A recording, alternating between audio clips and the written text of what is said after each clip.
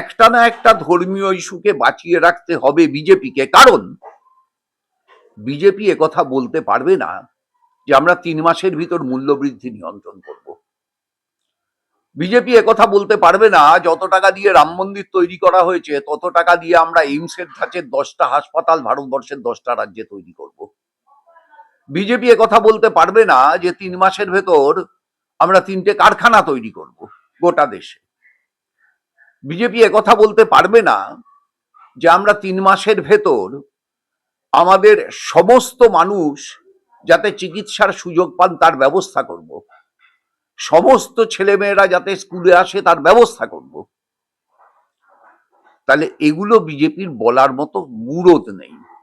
একই রকম ভাবে মমতা ব্যানার্জির কথা বলার মতো মুরদ নেই যে আমি উত্তরবঙ্গে 3 মাসের ভিতর একটা কারখানা করব, কিন্তু একথা তিনি বলতে পারেন আমি শিলিগুড়িতে মহাকালের মন্দির করব। একথা তার বলবার হিম্মত নেই যে উইপ্রো ইনফোসিস শেষ পর্যন্ত তাদের সেচ তৈরি করেনি তো কি হয়েছে? আমি রাজারহাট নিউ টাউনে নতুন করে কোনো আইটি কোম্পানিকে দিয়ে একটা বড় আইটি হাব যা আছে ওখানে সেটাকে আরো বিস্তৃত করব। একথা বলার মুরদ নেই। কি বলার মুরদ আছে? নিউ টাউনে দুর্গাঙ্গন করব।